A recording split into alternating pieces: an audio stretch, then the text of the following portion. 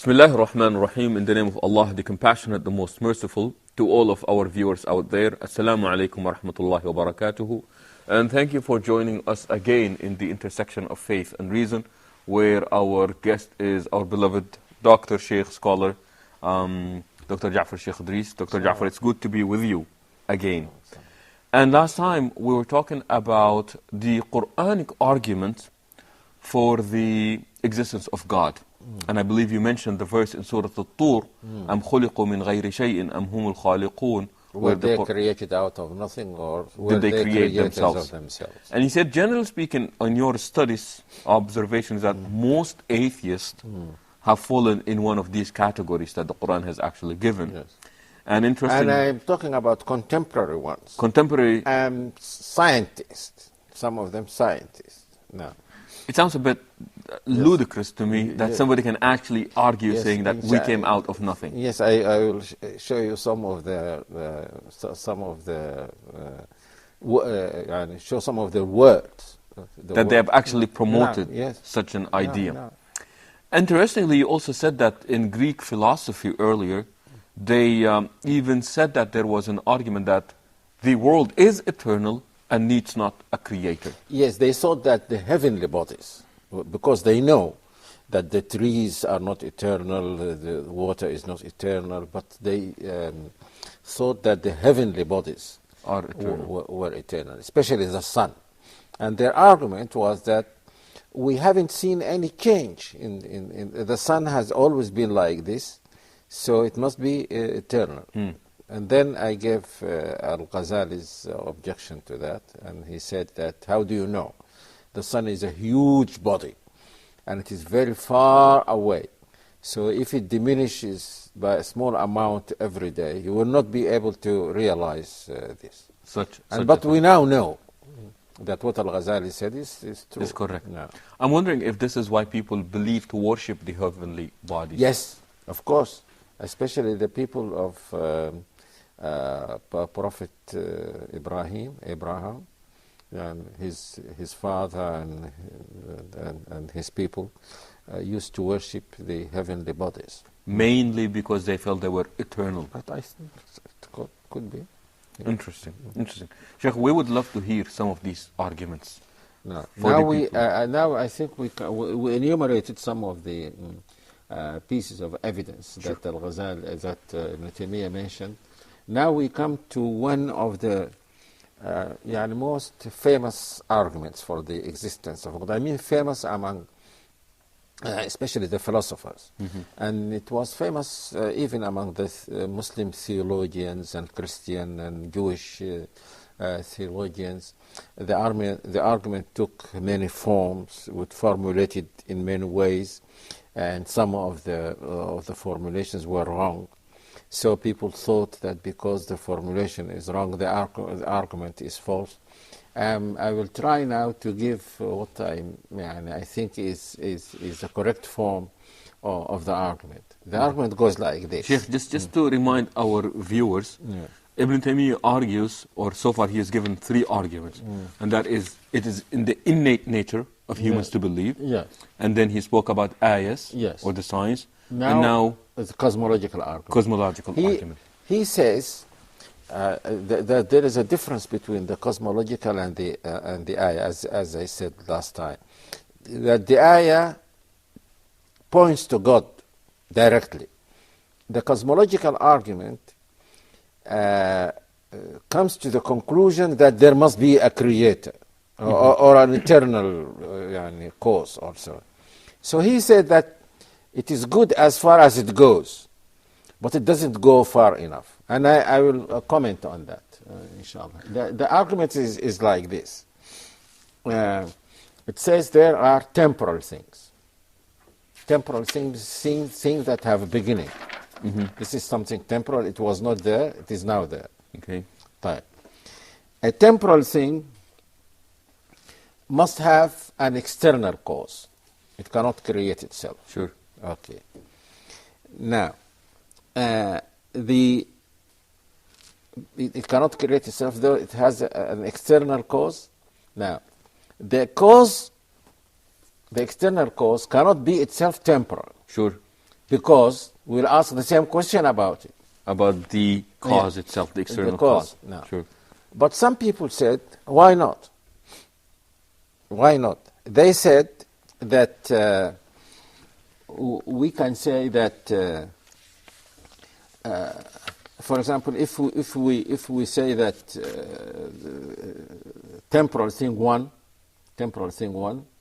is caused by temporal thing two, which is caused by temporal thing three, and so on to infinity. So they said, well, what is wrong with this? The series need not end anywhere. So that they said that the cosmological argument doesn't prove that there must be an external creator and an eternal creator. Eternal creator. Now, Ibn Taymiyyah and many of the Muslim theologians said that this is wrong, because if you say that T1 is caused by T2, then T1 will not exist until T2 has already existed before. Sure. But T2 will not exist until T3 exists, and so on, T4, T5, T4. So they said that there is in fact no series. There is nothing. So but the fact is that there is something. Mm-hmm. There is something. Mm-hmm. So this cannot be the case, because if every temporal thing was caused by another temporal thing, and so on, then there would have been no temporal things at all. Can I repeat it again? Please. But do we have a graph for this, I think? Yes. We do, I believe. We do have a graph for this that we'll be showing to our viewers as the Sheikh is explaining this. Now, but Sheikh, if I understood you correctly, you said a temporal thing in itself cannot be not the creator. It must be caused. It must be caused. But it cannot cause itself. Sure. So it must be caused by something external to it. If that something external is self-temporal, it will have to be required that something else has caused it. Now, in a book that I wrote in Arabic about this, I likened this to a poor person who is found to be in possession of $1 million. Mm-hmm. We say, you are a poor person. Where did you get this money from? He says, I got it from person 2.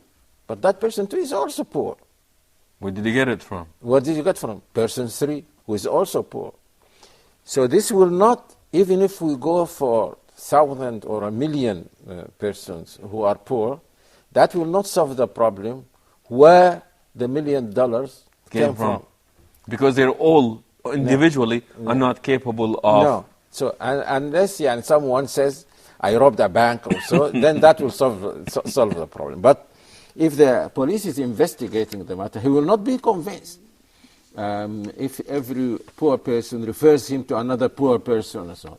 So this is the same with these temporal things. Now, some of them also didn't get the argument correctly. They said, as if the conclusion that the ultimate cause must be eternal, as if it is something arbitrary, that we just said that there must be an eternal thing.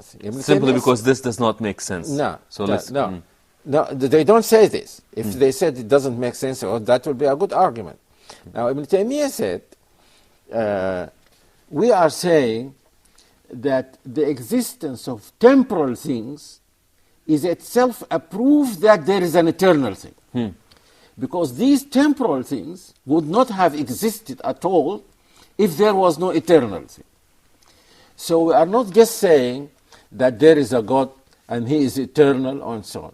We are proving his eternity by the existence of the temporal things himself. So our evidence for the existence of a an eternal cause is the existence of temporal things. Now, he says that this, by the way, they call infinite regress. Infinite regress. He said that a series like this can go to infinity if everyone was caused by the eternal cause. He's outside this temporal. He's outside this line. Yes, this chain. He's outside the chain. He created this. Before it, he created this. Before it, he created this. Before it, he created this. There is no logical problem here. Now, the a very famous physicist said, I have an alternative. It doesn't need to go this way, in way, a chain. In a chain to infinity. Why not say, make it like a loop, he said. Say E1 was caused by, E1 caused E2, E2 caused E3, E3 caused E4, E4 caused E1, which caused E2, which caused E3. And now it becomes circular. So there is no problem. I'm sorry. Just if we can show this to our viewers as you're watching this with us as well there. Yeah. E1 caused E2, E2 caused E3, E3 caused E4, E4 caused E1. Now, in my book I said, this cannot be the case, because let us go backward now. Let us go backward. Okay. Say E1 was caused by, E1 would not have existed had it not been for E4. E4, and E4 would not have existed had it not been for E3. And same with E2, the same with E1. So nothing exists.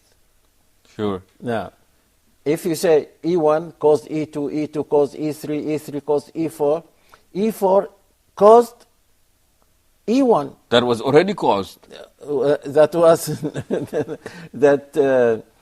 so E4 caused E1, but E4 is itself the result of E1, E2, and E3. Yes. So, and this is a very famous physicist. He wrote a book called God and the New Physics. And in fact, it was his book that made me think of writing a book on physics and the existence of the Creator in Arabic, because I realized that there is very little physics in it. And I am not a physicist. I realized that he relies heavily on the ideas and the arguments of Western philosophers. And I'm familiar with that. So I said to myself, why not write a book and give the ideas of the Muslim philosophers and theologians? And that's what I did. Many people in the West are not aware of this. They don't know that, and it is our mistake, in fact. Our mistake meaning we did not.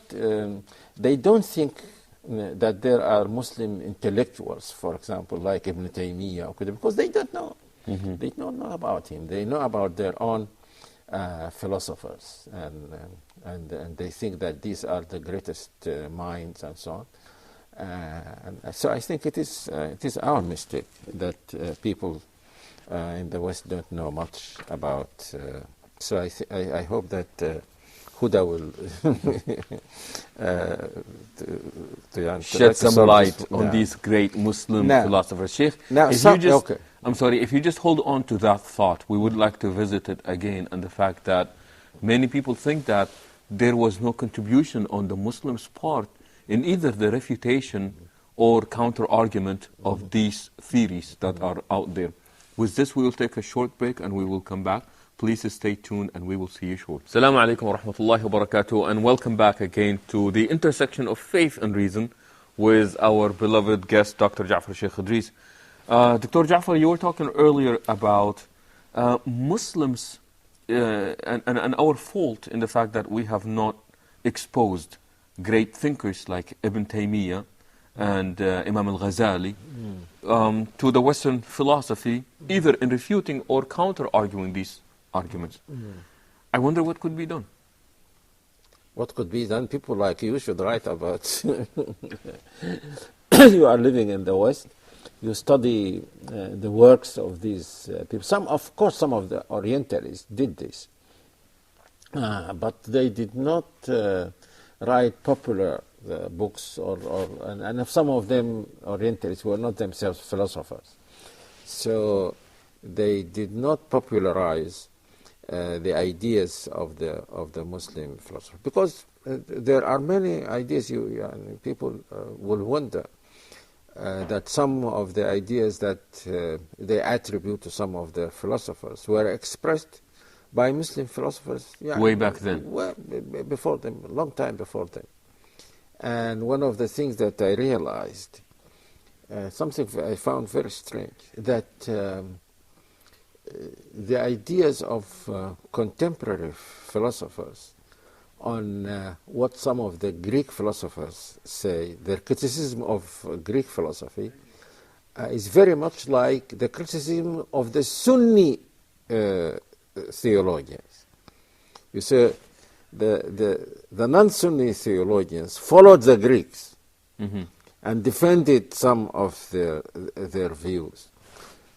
Contemporary Western philosophers discovered that some of these ideas were fallacious. They criticized them. And so the nearest people, the nearest Islamic ideas about philosophy to Western philosophy are these ideas of the Sunnis, not the Mu'tazilite or the other groups, or the other groups. And some of them wonder when I studied in London School of Economic and Social Sciences, and there was a very famous professor of philosophy called Popper. And he had an idea of which he was very proud. He used to say, it is wrong to say, as some of the Greeks said, that knowledge starts with definitions. Before you talk, you must define your words. And he used to say, this cannot be so. Because if I define my words, I have to define them in other words. And then if you ask me to define each of the, say I used 5 words, each of the 5 words, that will be 25 words. And then each of the 25 words, so and go on forever. So I went and told him, I didn't want to embarrass him and tell him in front of people. So I told him that we had a very famous Muslim theologian who said the same thing a long time ago. And Ibn Taymiyyah said, the knowledge does not start with definitions, because to define you have to know. That was his argument. To define, you'd have to know. You have to know. So knowledge is before definitions. And I didn't want to embarrass him, but he embarrassed me. He said, I don't know anything about Ibn Taymiyyah. This is your fault. Why don't you write about your people and so on. So what you said is true. Is there much lost because of this? No? Is there much that is lost because of these ideas not getting exposed to the people out there? Lost in what sense? Lost meaning that the ideas of Ibn Taymiyyah, al-Ghazali and their likes, the fact that they're not being exposed, people are not getting familiar with them. They are not lost. They are in books. But in fact, even many Muslims don't know much about them, because we are not very much concerned about it. Of course, in the Muslim world, we are concerned mostly about practical, since you have been colonized, you want to free ourselves from communism, we have dictatorship, we have this. So there isn't much time for pure intellectual matters like that. But if a Western philosopher reads Ibn Taymiyyah or so, he will find himself at home. And I have, again, an experience like this. One professor of philosophy visited us in the University of Khartoum, and he asked me, I gave one of the students something near distinction, but slightly less. He said, why don't you invite him and argue and discuss this matter with him and give him these 2 or 3 marks. And please make it in English. The course was in Arabic. And I invited him. This man is now the Minister of the Interior, Dr. Zubair Bashir. Did you give him the marks? Yes, we started talking. Al-Ghazali, Popper, Ibn Taymiyyah, Kant, and he was very impressive. The student? The student was very impressive. And when we finished and he went out, he said, of course you give him this. And another colleague was also in the Department of Philosophy, was British, and he said that the thing that he learned, the most valuable thing that he learned by being in the Sudan and that department, is that he said that the human mind is the same. We in the West sometimes think, in fact, some people in the West used to think that even logic is something Western. Interesting. And a famous Orientalist like Montgomery Watt said something about the Arabs that for them contradictions don't mean any much. In fact, if there are contradictions, this is a sign of richness and so on. And of course, this is totally wrong. So it is, I think, to some extent, it is our mistake. Now, can we go, we're talking about the cosmological argument. Yes, we are. And I said that I presented what I thought was the correct formulation of the argument. But there are wrong formulations. Some of them are very famous. For example, someone says, everything has a cause. Okay. Then the atheist will say, well, if everything has a cause, then God has a cause. Because God is something. And he's right. If you say everything has a cause, God is something, then he must have a beginning, a cause. A cause. So that destroys your argument. The correct thing is to say, and every event has a cause, or every temporal thing has a cause. Not everything has a cause, because an eternal thing doesn't have a cause. If something is eternal, this means that it depends for its existence on itself, and that's what is called in Quranic terminology qayyum. Qayyum, they say, who is self-sufficient. He doesn't need something from outside himself to depend on. And this is one of the attributes of God. Yes. That are mentioned in the Quran. Now, Ibn Taymiyyah said about the cosmological argument, as I said earlier, that it doesn't go far enough. Because the only thing that it proves is that there must be an eternal cause. It points out, generally speaking, but it does not specify. Yes, and in fact, what he said was, the same thing was said by some Western philosophers who criticized the cosmological argument. Some of them said, then yes, okay, the conclusion is that there must be an eternal cause. Why should that be God? Sure. Yeah.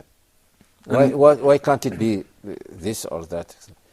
Now, in my book, I said that we can go from that conclusion of the cosmological argument to the other attributes of the Creator.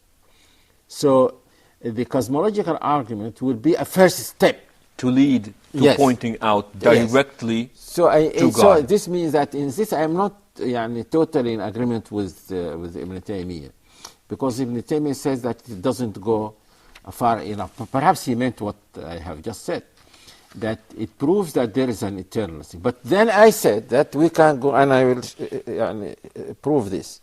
It goes from, we make the conclusion of the cosmological argument as An introduction, first step, yes, to talk more about the other attributes. And if we can prove that those attributes cannot be had by anything except whom they call the God of religion, then we have proved the existence of the Creator. God.